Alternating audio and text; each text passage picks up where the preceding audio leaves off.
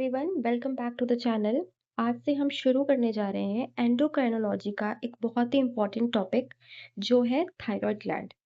ये metabolism, growth, development, thermoregulation, calcium balance सब कुछ कंट्रोल करता है। और CSIR नेट के लिए इसके कॉन्सेप्ट्स बार बार पूछे गए हैं, चाहे हार्मोन सिंथेसिस हो, फीडबैक रेगुलेशन हो, रिसेप्टर हो, डिसऑर्डर हो, आयोडीन मेटाबॉलिज्म हो, इन सब से क्वेश्चन आए हुए हैं।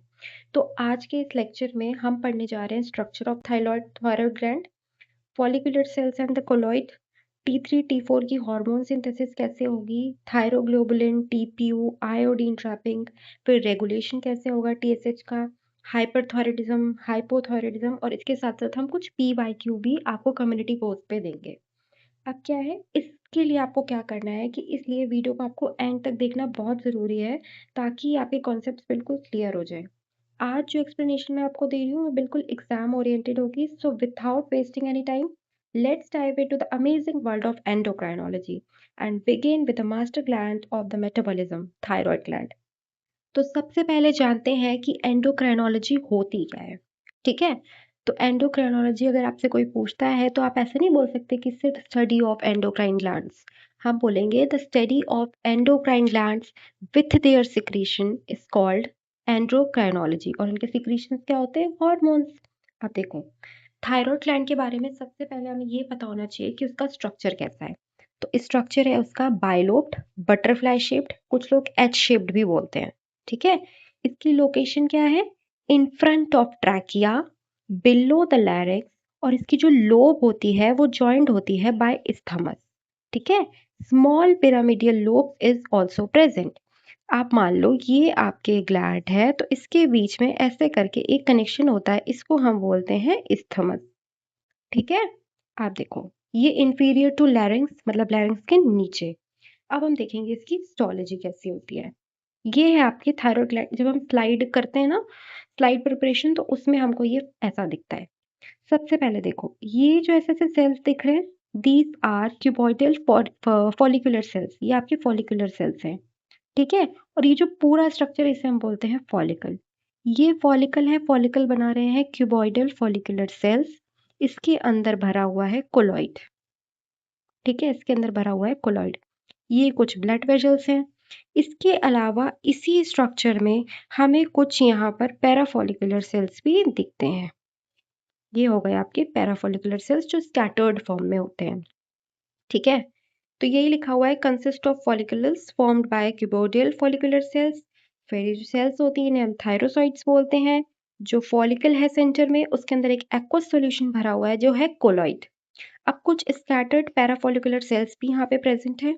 ठीक है, अब देखो, जो आपने ये पैराफॉलिकुलर सेल्स पढ़े, ठीक है, जो आपने फॉलिकुलर सेल्स पढ़े, फॉलिकुलर सेल्स यहाँ पे बना रहे हैं T3 T4। और जो पैराफॉलिकुलर सेल्स पढ़े हैं, ये जो मैंने एक्स्ट्रा बनाए स्कैटर्ड फॉर्म में, दैट रिलीज कैल्सिटोनिन। ठीक है, तो हम एक काम करते हैं, सबसे पहले पढ़ते हैं फॉलिकुलर सेल्स के बारे में। फॉलिकुलर सेल्स आपके होते हैं पोलराइज्ड सेल्स। हमने पोलराइज्ड सेल्स क्यों बोला? क्योंकि एक फेस इसका होता है टुवर्ड्स द कोलॉइड और दूसरा फेस इसका होता है टुवर्ड्स द ब्लड। अगर आपने पीछे की वीडियोस देखी होंगी तो मैंने एपिकल ल्यूमेन, बेसल ल्यूमेन करके सेल्स को पढ़ाया था, बट यहाँ पे थोड़ी सी डिफरेंस हम देखते हैं। आप देखिए, ये एक सेल है, तो इस सेल के इस साइड पे आपको ब्लड दिख रहा होगा और इस साइड पे इसकी कोलॉइड दिख रहा होगा। अगर हम यहाँ से एक सेल को निकाल ले और यहाँ लगा दें तो हम देखेंगे कि जो इसका एपिकल वाला पार्ट है उस साइड पे इसके कोलॉइड है और जो इसका बेसल वाला पार्ट है उस साइड पे हमारा ब्लड है। ठीक है, उल्टा है ऐसे, जैसे नॉर्मली सेल्स में हम देखते हैं एपिकल इधर होता है, बेसल इधर होता है, तो इसमें उल्टा है। इसमें एपिकल के साइड पे क्या है आपका? कोलॉइड, और बेसल के पार्ट पे है इसका ब्लड।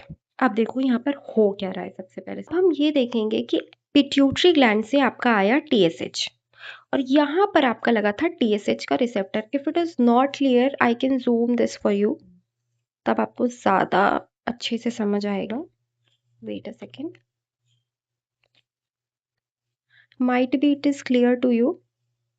देखो, ये है आपका TSH का रिसेप्टर। ठीक है, TSH का रिसेप्टर है ये आपका, और इस पे आकर आपका TSH बाइंड करेगा, जो कि आपका कहाँ से आ रहा है? पिट्यूटरी से आ रहा है। फिर सेम प्रोसेस जी प्रोटीन एक्टिवेट हुआ, एडिनाइल साइक्लेज एक्टिवेट हुआ, साइक्लिक एएमपी आया, पीके एक्टिवेट हुआ। अब पीके का क्या काम है? पीके का काम है यहाँ पर फॉस्फोराइलेशन करना, ठीक है। लेकिन अभी इसने कोई फॉस्फोराइलेशन नहीं किया। क्या हुआ कि हमारे पास जो डाइट में आयोडीन आ रहा था वो I- के फॉर्म में आ रहा था, ठीक। तो उसके लिए यहाँ पर लगा होता है एक ट्रांसपोर्टर जिसका नाम होता है निस, NIS। आगे हम I will provide you the notes, तो उससे आप पढ़ लेना। यहाँ पर लगा हुआ है एक निस। निस क्या करता है? निस का काम है कि वो 2 सोडियम को और 1 आयोडीन को लेके आता है, ठीक है। और ऑब्वियस सी बात है कि अगर यहाँ पर सोडियम का ग्रेडियंट नहीं बन रहा होगा तो ऐसा नहीं होता। पर ड्यू टू कि यहाँ पर सोडियम का काम हो रहा है, सोडियम कम हो रहा है, इस वजह से ऐसा हो रहा है। जैसे कि देखो, आई विल एक्सप्लेन। ये आपका लगा हुआ है सोडियम पोटेशियम का पंप। मैंने ऑलरेडी बताया हुआ है, ये हर जगह होता है। क्या करता है वो? 3 सोडियम को बाहर ले जाता है और 2 पोटेशियम को अंदर लाता है, यही होता है। जब सोडियम आपका बाहर जा रहा है तो सोडियम कम हो रहा होगा। दैट मीन्स अब ये सेल चाहिए कि मुझे सोडियम मिले। तो ये क्या करेगा? ये जो निस है, ये निस क्या करेगा? 1 आयोडीन और 2 सोडियम को लेके अंदर जाएगा, आयोडाइड को, सॉरी। अब क्या होगा कि ये जो आयोडाइड है ये हमें चाहिए, ठीक है। और ये जो सोडियम था वो इस सेल की डिमांड थी। अब यहाँ पर आपके लगा हुआ है एक और ट्रांसपोर्टर एपिकल पार्ट पे, ठीक है। इसका नाम है पेंड्रिन। पेंड्रिन क्या करता है कि आपके इस आयोडाइड को बाहर ले जाता है और इसके बदले में एक क्लोराइड को अंदर भेज देता है, ठीक है। एक आयोडीड को डाइड को बाहर ले जाता है, क्लोराइड को अंदर भेज देता है। तो अल्टीमेटली हमें क्या चाहिए था? हमें चाहिए था आयोडाइड, जो इससे मिल गया। इसे चाहिए था सोडियम, इसे सोडियम मिल गया। हाँ, एक इन रिस्पॉन्स हमें क्लोराइड भी अंदर आता है इसके बदले। अब आगे क्या हो रहा है ये हम देखते हैं। अभी तक हमने क्या पढ़ा? निस लगे हुए थे आपके बेसल सरफेस पे, 2 सोडियम 1 आयोडाइड को ट्रांसफर कर रहे थे, ठीक है। फिर सोडियम पोटेशियम लगे थे जो प्राइमरी एक्टिव ट्रांसपोर्ट थे, जिसकी वजह से ये आपका ये वाला ट्रांसपोर्टर चल रहा था, इसलिए हम उसे बोलते हैं सेकेंडरी एक्टिव ट्रांसपोर्ट, ठीक है। ये सोडियम का ग्रेडियंट नहीं बनाता तो क्या ये चलता? नहीं चलता। फिर आपके जो एपिकल पार्ट है उस पे लगा हुआ है पेंड्रिन, ठीक है। अब ये जो एपिकल पार्ट पे पेंड्रिन लगा हुआ है ये आपका एक क्लोराइड अंदर लाता है और एक आयोडीन को बाहर ले जाता है, that is the exchanger part. अब हम देखेंगे कि क्या हुआ आगे। आपका जो आयोडाइड था वो तो बाहर पहुंच गया, ठीक है। और जब हम बाहर पहुंचते हैं तो हम देखते हैं वहां पे है थायरोग्लोबुलिन। थायरोग्लोबुलिन क्या है? अब थायरोग्लोबुलिन रिच है टायरोसिन अमीनो एसिड में, ठीक है। ये जो कोलॉइड वाला पार्ट आपने यहाँ देखा था ना इस सेल के अंदर, इस कोलॉइड में है आपका थायरोग्लोबुलिन। इसके अंदर बहुत सारा टायरोसिन है, ठीक है। यही आगे जाके आपका T3 T4 बनाएगा। कैसे बनाएगा? सबसे पहले ये देखो, यहाँ पर आपका ये आयोडाइड पहुंच चुका है थायरोग्लोबुलिन के पास, ठीक है। अब ये थायरोग्लोबुलिन करेगी क्या? सबसे पहले एक एंजाइम होता है डुऑक्स, डुअल ऑक्सीडेज। ये क्या करता है कि जो आपकी आयोडाइड आई थी ना उसको ये चेंज कर देता है आयोडीन में, ठीक है। नॉर्मल जो आयोडाइड आया था ये नेसेंट आयोडीन में बदल देता है। क्यों बदला? क्योंकि हमें यहाँ पे करनी है इस आयोडीन की किसी मॉलिक्यूल पे अटैचमेंट, ठीक है। इसने क्या किया? सबसे पहले ये आया, ये अभी थायरोग्लोबुलिन मत देखो, बस इतना याद रखो जो थायरोग्लोबुलिन होता है वो टायरोसिन रिच होता है, उसमें टायरोसिन अमीनो एसिड बहुत ज़्यादा होता है। सबसे पहले आपका ये जो डुऑक्स है ये आपके आयोडाइड को आयोडीन में कन्वर्ट कर दिया इसने। क्यों कर दिया? क्योंकि ये कहीं पे अटैचमेंट होनी थी, इस आयोडीन की कहीं किसी मॉलिक्यूल पे अटैचमेंट होनी थी, ठीक। और ये जो फिर क्या हुआ अब आगे देखो, एक एंजाइम और होता है TPO। ये आपकी जो ये है ना मेम्ब्रेन, इस पे लगा हुआ है ये TPO, ये देखो ये है TPO। हम्म। अभी वो सबसे पहले सोचो, यहाँ से आपका आयोडाइड आया, यहाँ से आया था आयोडाइड, माइनस लगा हुआ है, ठीक है। यहाँ पहुंच के ये हो गया आयोडीन, अब ये लगा हुआ है आपका TPO, इस TPO से ये पास कर रहा है। अब TPO से जब ये पास कर रहा है तो ये क्या करेगा? TPO का काम है कि ये जो आपका आयोडीन है इसको ये टायरोसिन पे लगा दे, मतलब जो टायरोसिन का मॉलिक्यूल होता है ना उसके ऊपर ये इस आयोडीन को लगा दे। कौन सी पोजीशन पे लगाएगा? 3 और 5 पोजीशन पे। अब देखो, जस्ट फॉर एक बहुत ही कम रेयर चांस होगा कि स्ट्रक्चर आ जाए, बट आपको एक पता होना चाहिए इसलिए मैं आपको ये स्ट्रक्चर बता रही हूँ। ये है आपका SO, मे बी पेंसिल से लिखा है तो विजिबल ना हो, CHNH2 COOH, ये आपका हो गया टायरोसिन का मॉलिक्यूल, ये है आपका टायरोसिन। ठीक है, ये है आपका टायरोसिन। अब ये TPO क्या कर रहा है, ये TPO या तो इस पोजीशन पे या तो इन दोनों पोजीशन पे जोड़ रहा है आयोडीन को, जो नेसेंट आयोडीन था, जो आयोडाइड से कन्वर्ट हुआ था। अगर एक आपका आयोडीन यहाँ जुड़ा है तो ये बनता है आपका MIT, और ये किस पोजीशन पे जुड़ा होगा, थर्ड पोजीशन पे जुड़ा होगा। और अगर ये 2 पोजीशन पे जुड़ता है, यानी 3 पे भी और 5 पे भी, तो ये बनता है आपका DIT। यहाँ तक कोई कंफ्यूजन? फिर से एक बार देख लेते हैं। यहाँ से आयोडाइड आया, ठीक है, पेंड्रिन से, उसने यहाँ पे डुऑक्स में गया, डुऑक्स ने इस आयोडाइड को आयोडीन में बदला, फिर यहाँ TPO लगा था, इस TPO ने इस आयोडीन को टायरोसिन, ये जो टायरोसिन था, इस पे जोड़ दिया, या तो 3 पोजीशन पे या तो 3 और 5 पोजीशन पे। अगर 3 पोजीशन पे जोड़ा ये MIT बना, अगर 3 और 5 पे जोड़ा ये DIT बना। यहाँ तक देख। अब क्या होने जा रहा है, अब होने जा रहा है इसका ऑक्सीडेटिव कंडेंसेशन। बहुत सिंपल है, देखो, ऑक्सीडेटिव कंडेंसेशन होने जाना है, मतलब ये जो MIT DIT बन गया है, अब हमें बनाना है T3 T4 इससे। देखो, जब MIT और DIT यानी मोनो मीन्स 1, DIT मीन्स 2, तो क्या बन गया, T3। अगर 2 DIT मिले तो क्या बन गया, 2 + 2 डाई डाई 2 T4। सिंपल, कुछ नहीं था। एक आयोडीन यहाँ लगा था और इसमें 2 लगे थे। तो इसको हम लिखते कैसे हैं, लिखते हम ऐसे हैं कि 3 और 5 तो हमें पता था, पर दूसरे वाले में भी तो एक और लगा हुआ है 3 पे, तो हम इसे बोल देते हैं 3- ट्राई आइडोटायरोसिन, ये बन गया आपका ये। फिर यहाँ पे जब हम इसको बोलते हैं T4 को, तो हम बोलते हैं 3-5, फिर 3- फिर 5- फिर टेट्रा आइडोटायरोसिन, ये बन गया आपका T4। अब देखो, इस ऑक्सीडेटिव कंडेंसेशन में हमें मिलता है एक बाय प्रोडक्ट जो कि होता है एलेनिन। बहुत बार इस बाय प्रोडक्ट से भी क्वेश्चन आया हुआ है, सो ट्राई कि आप ये भी याद रखना कि एलेनिन जो इनका होता है वो इनका बाय प्रोडक्ट होता है। अब देखो, एक इम्पॉर्टेंट चीज़ जो बहुत बेसिक सी चीज़ है, हमेशा पहले MIT जोड़ना फिर DIT जोड़ना। अगर आपने कभी DIT और MIT जोड़ दिया तो ये बन जाएगा RT3, और ये होता है इनएक्टिव। ठीक है, ये होता है इनएक्टिव। अब हमारा T3 T4 बन चुका है। अब क्या होता है कि सेल में होती है एक प्रोसेस जिसको हम बोलते हैं पाइनोसाइटोसिस।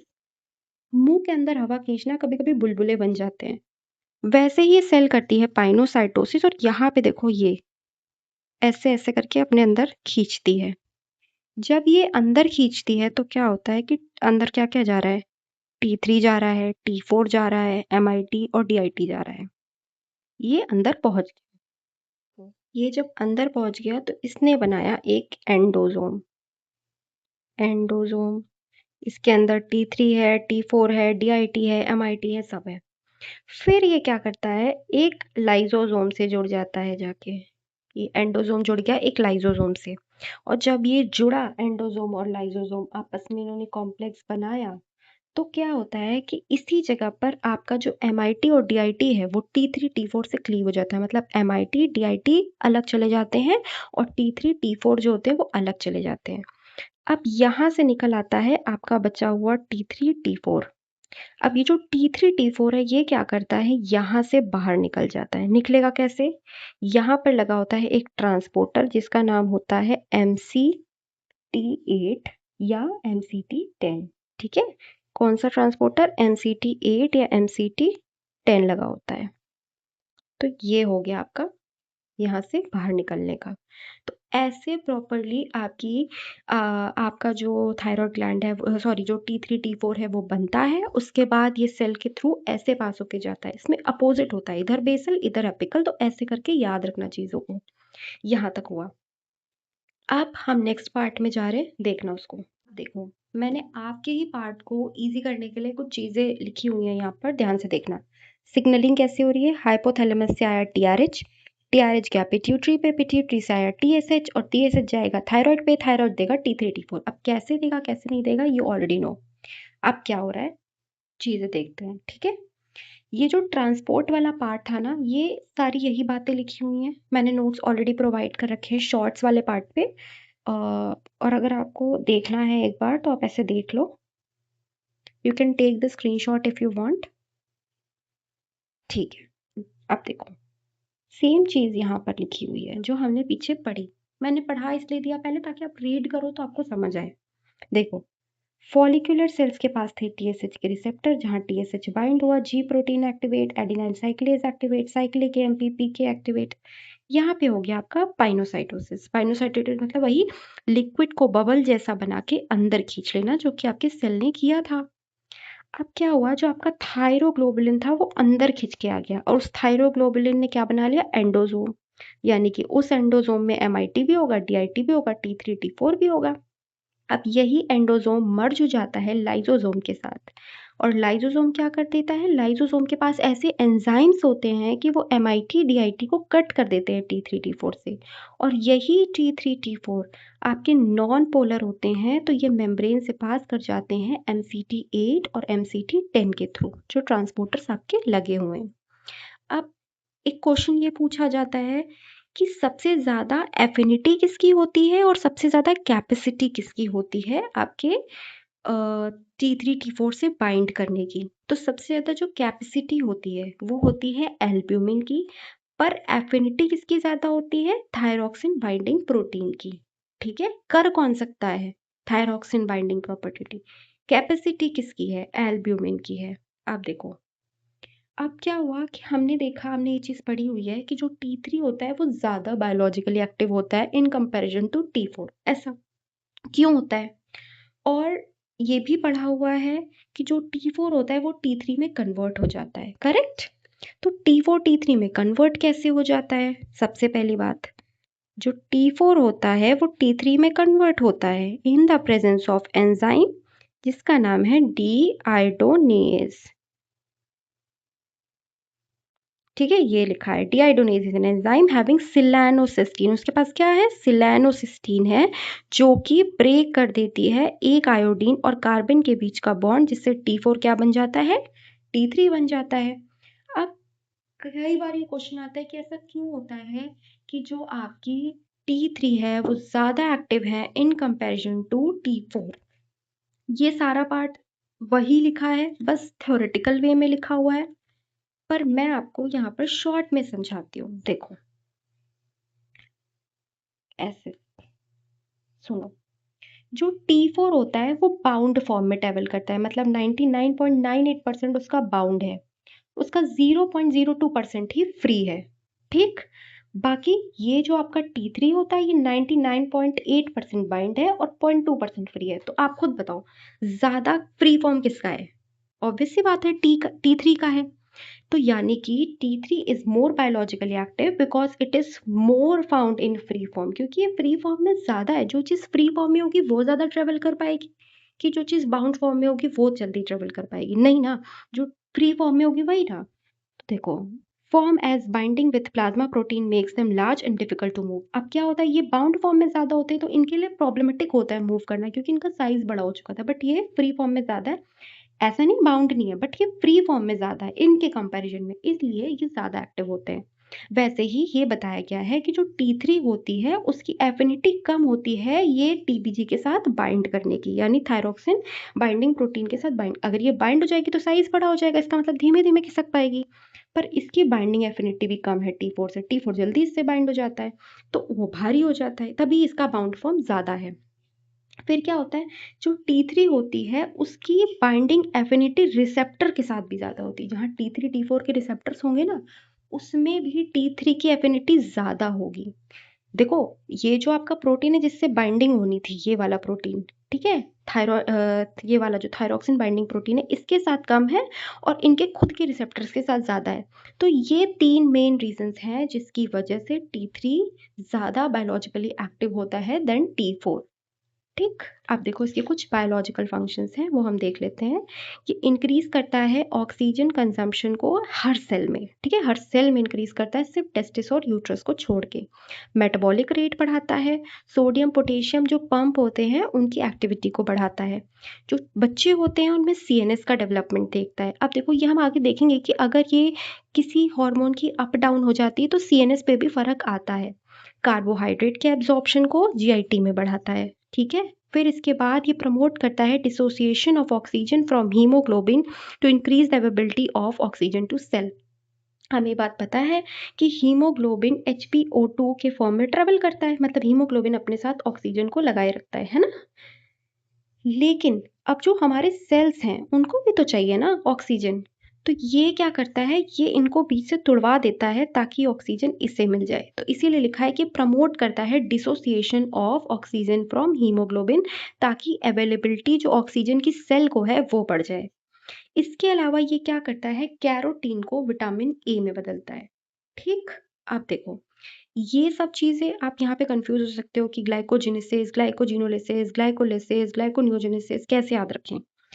सिंपल सा एक चीज याद रखो कि यहाँ पर सिर्फ एक आपकी ये जो ये जो आपकी ये होती है ग्लाइकोजेनेसिस होती है, सिर्फ यही कम होती है, बाकी सब बढ़ते हैं। ये जो ग्लाइकोजेनेसिस है ना, ग्लूकोज को ग्लाइकोजन बनाना, सिर्फ ये कम होगी, बाकी सब बढ़ेगी। सीधे से याद रखो, जिस भी प्रोसेस में आपको ग्लूकोज मिल रहा है वो बढ़ेगी, और जिस प्रोसेस में ग्लूकोज टूट रहा है वो कम होगा, ठीक है। अब देखो मोर ऑक्सीजन होगी तो सेल्स में ज़्यादा सर्कुलेशन होगा, जिसकी वजह से ये कार्डियक रेट को भी इंक्रीज करता है। ठीक। अब एक मेन पार्ट है वो भी बता देती हूँ हार्ट के रिगार्डिंग, इससे मिलता हुआ। अब देखो हार्ट में लगे होते हैं आपके बीटा एंड्रोजेनिक रिसेप्टर्स, और एक लगे होते हैं अल्फा मायोसिन हैवी चेन। जब T3 बढ़ता है तो क्या होता है, इन दोनों रिसेप्टर्स की भी एक्टिविटी बढ़ती है, और जब भी कभी बीटा एंड्रोजेनिक रिसेप्टर और अल्फा मायोसिन हैवी चेन की एक्टिविटी बढ़ेगी तो आपका हार्ट रेट भी बढ़ेगा। याद रखना इस चीज को, इससे क्वेश्चन आया हुआ है। बीटा अल्फा में कंफ्यूज कर देंगे, याद नहीं रहेगा, इस चीज को लिख लेना, नोट्स बनाते जाओ साथ में। फिर एडिपोज टिश्यू में ये लिपोलाइसिस कराता है, कैटाबॉलिक इफेक्ट, मतलब फैट्स को तोड़ के फ्री फैटी एसिड्स बनाता है। ठीक। अब हम पढ़ने जा रहे हैं इसके डिसऑर्डर्स कौन कौन से होते हैं। ठीक। यू थायराइड का मतलब है ऑप्टिमम, मतलब हमारे जो थायराइड है, जो T3 T4 है, दैट इज नॉर्मल, ऑप्टिमम जितना बॉडी को नीड है। तो यहाँ पर देखो, यहाँ पे दो पार्ट्स में मैंने डिवाइड कर दिया है। T3 या तो हाइपर फॉर्म में होगी या हाइपो फॉर्म में होगी। जब हाइपर फॉर्म में होगी, जब हाइपर थायरॉयडिज्म होगा, तो हम उसे बोलेंगे एक्सोप्थैलेमस। ठीक है, क्या बोल रहे हैं हम उसे, एक्सोप्थैलेमस बोल रहे हैं उस डिसीज को, डिसऑर्डर को, एक्सोप्थैलेमस। यहाँ क्या होता है, मेटाबॉलिक रेट बढ़ने लगता है, हार्ट रेट अब जैसे मेटाबॉलिक रेट बढ़ा, हार्ट रेट बढ़ा, रेस्पिरेटरी रेट बढ़ा। मैं ऑब्वियस सी बात है बेटा, मेटाबॉलिक रेट का मतलब है आपकी सारी जो प्रोसेसेस है बॉडी की वो बहुत तेज चलने लगेगी, ठीक है। यानी कि आपकी बॉडी का फैट्स भी टूटने लगेगा, लिपोलिसिस होने लगेगी, वेट लॉस होने लगेगा, bulging out of I balls. ये भी एक किसी का है कि भाई ऑब्वियस सी बात है, फैट्स कम होंगे, आंखें बाहर आ जाती हैं। तो याद रखना इसमें metabolic rate, heart rate, respiratory rate, lipolysis सब कुछ बढ़ रहा है। अब हम एक पढ़ते हैं हाइपोथायरॉयडिज्म, कंसंट्रेशन कम आ रही है। इसमें क्या हो रहा है, ये दो पार्ट्स में बताया, ये अभी हमने एडल्ट्स में पढ़ा, अब हम देखेंगे चिल्ड्रन में क्या हो रहा है, एडल्ट्स में क्या हो रहा है। चिल्ड्रन में आता है क्रेटिनिज्म। क्रेटिनिज्म का क्या मतलब है, क्रेटिनिज्म में हम देखते हैं जो एडल्ट, जो उस एज में आपकी बुद्धि होनी चाहिए, आईक्यू होना चाहिए, वो आपकी फिजिकल एज से मैच नहीं करता, आईक्यू आपका लो होता है। ये बच्चों में हमें दिखता है। सीएनएस, क्योंकि अभी हम पीछे पड़ गया है कि सीएनएस को भी ये देखता है, ठीक है। अब हम एडल्ट्स में देखते हैं मिक्सीडर्मा। मिक्सीडर्मा में क्या होता है, उल्टा, मेटाबॉलिक रेट कम, मेटाबॉलिक रेट कम मतलब फैट जमने लगेंगे, lipogenesis, weight gain, body pain, that is the part of disorders. तो हमें इतने डिसऑर्डर्स कवर करने हैं, एक्सोप्थेलमस, क्रेटिनिज्म, मिक्सीडर्मा। अब हम आगे बढ़ रहे हैं ऑटो इम्यून डिसऑर्डर्स। कुछ डिसऑर्डर्स ऐसे होते हैं जिनको हम ऑटो इम्यून डिसऑर्डर्स कहते हैं।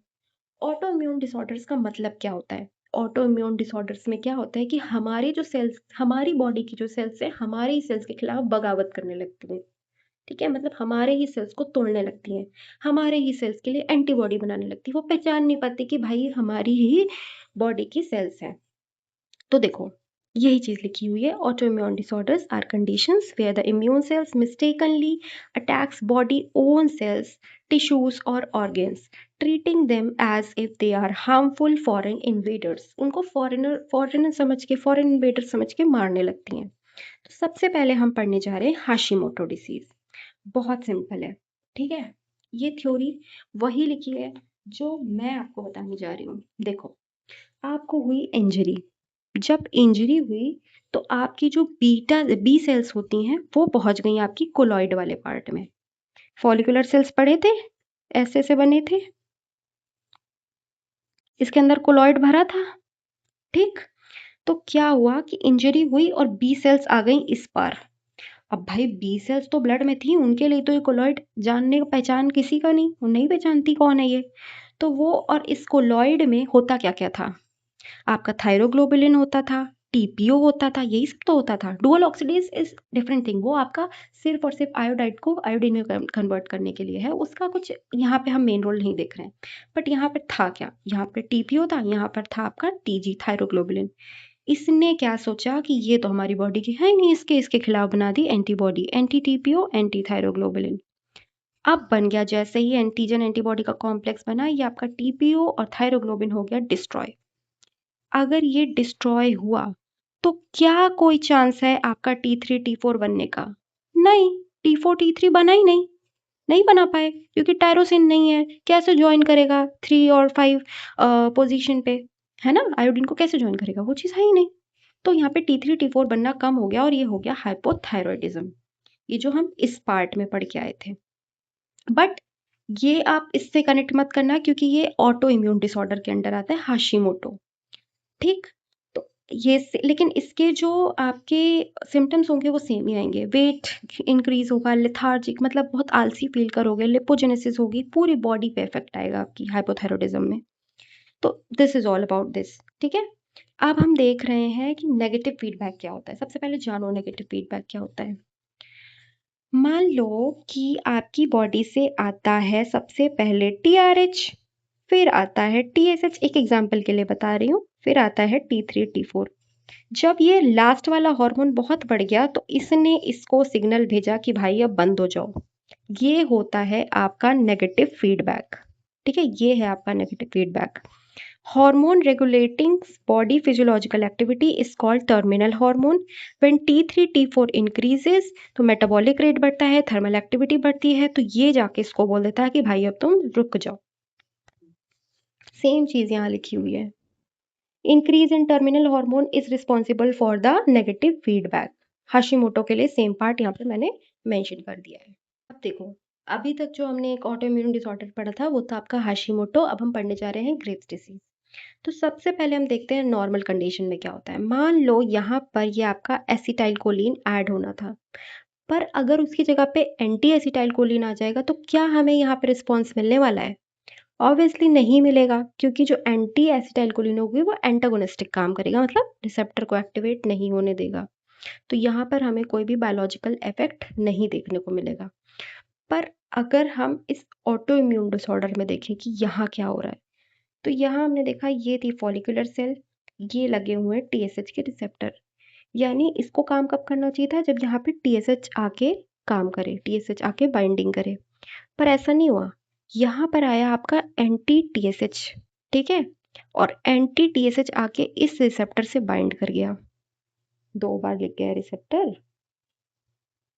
2 बार नहीं होगा, मतलब एंटी TSH आकर आपका यहाँ पे बाइंड कर रहा है किससे, TSH के साथ, और उसने स्टिमुलेट कर दिया फॉलिकुलर सेल्स को, ठीक है। जो यहाँ पर नहीं हो रहा था स्टिमुलेशन वो यहाँ होने लगा, यानी कि जो एंटी TSH है वो किसकी तरह काम करने लगा, TSH की तरह काम करने लगा, मिमिक करने लगा उसको।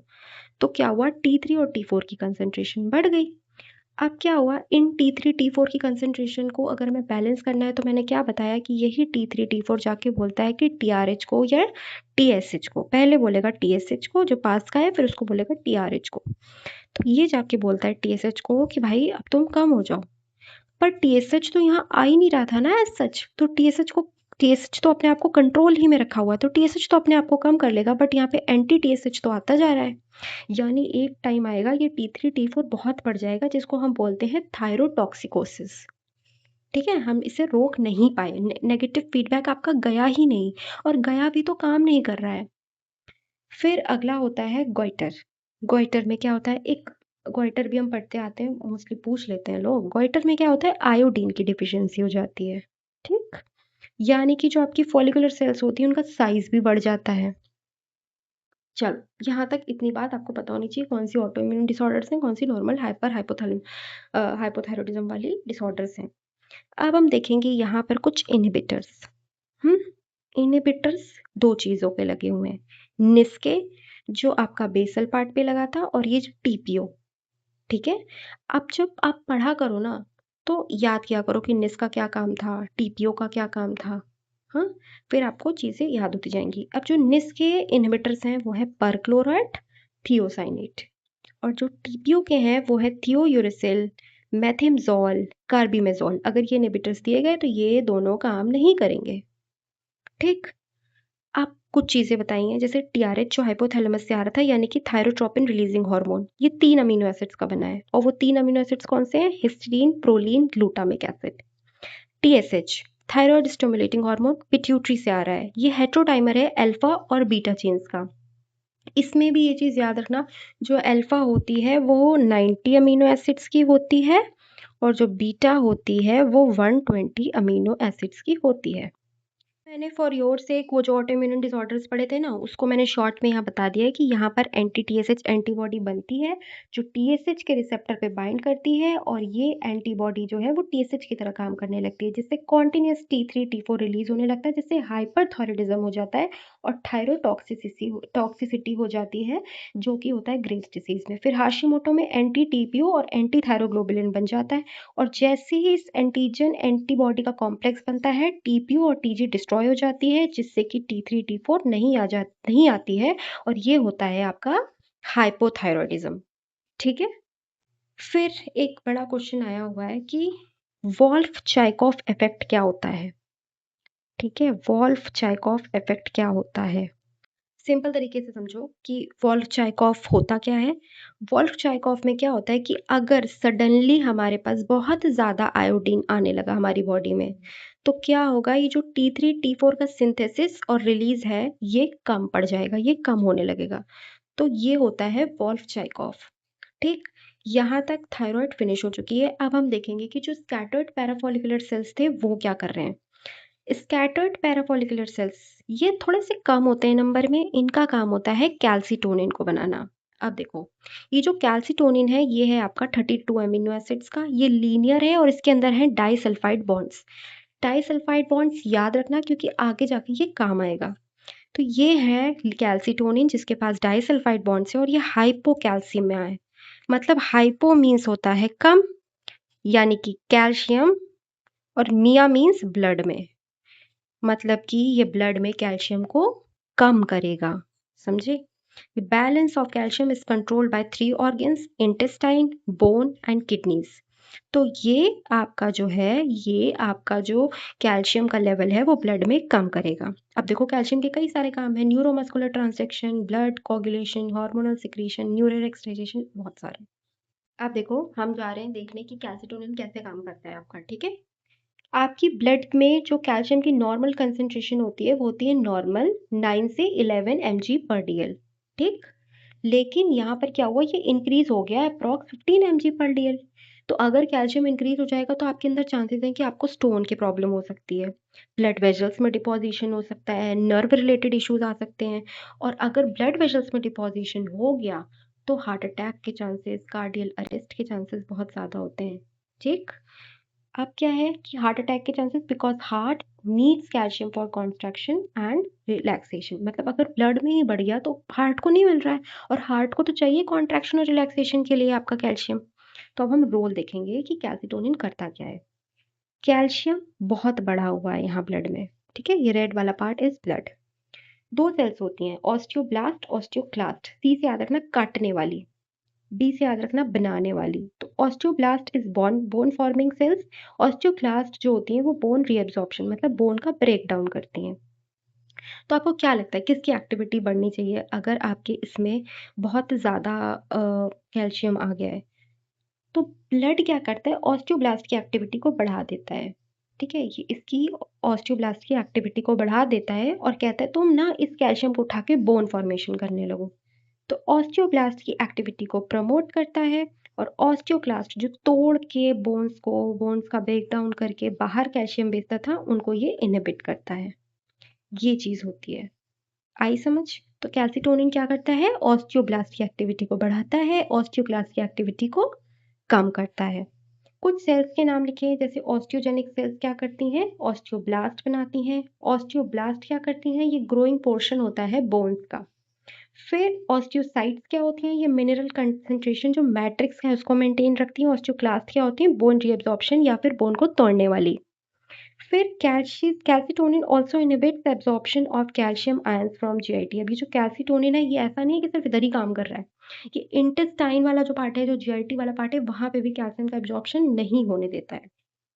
ठीक है, वहां पर भी कैल्शियम का एब्जॉर्प्शन नहीं हो पाएगा।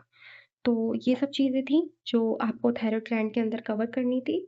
इसके अलावा और तो कुछ भी नहीं होगा। आप एक बार क्या करना कि एमसीक्यूज लगाना।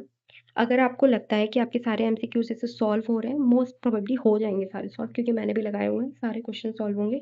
कुछ भी एक्स्ट्रा वेक्स्ट्रा मिलता है तो मेरे को कमेंट सेक्शन में बता देना, ताकि वो चीज़ें भी मैं ऐड करके इसमें बता दूँ। तो यहाँ तक ये आपका थायरॉइड ग्लैंड खत्म हो चुका है। सारे इंपॉर्टेंट कॉन्सेप्ट थे वो मैंने डिटेल्स में आपको समझा दिए। चाहे वो स्ट्रक्चर हो, हार्मोन सिंथेसिस हो, रेगुलेशन हो, मेजर फंक्शंस हो, मैंने सब कुछ बता दिया है। अगर आपको ये लेक्चर आपके लिए हेल्पफुल लगा है तो वीडियो को लाइक कर देना, चैनल को सब्सक्राइब कर देना और उन अपने फ्रेंड्स को ज़रूर शेयर कर देना जो इस चीज़ की प्रिपरेशन कर रहे हैं, जिनको इस वीडियो की नीड है। और कमेंट करके जाना कि अगला लेक्चर कौन से ग्लैंड पे आपको स्टार्ट करना है। So keep learning, keep growing and remember, consistency ही सिलेक्शन की सबसे बड़ी की है। So I will see you in the next lecture. Till then keep studying, stay curious और अपने नोट्स बनाते रहना, वरना लास्ट मोमेंट कुछ याद नहीं रहेगा। So thank you so much.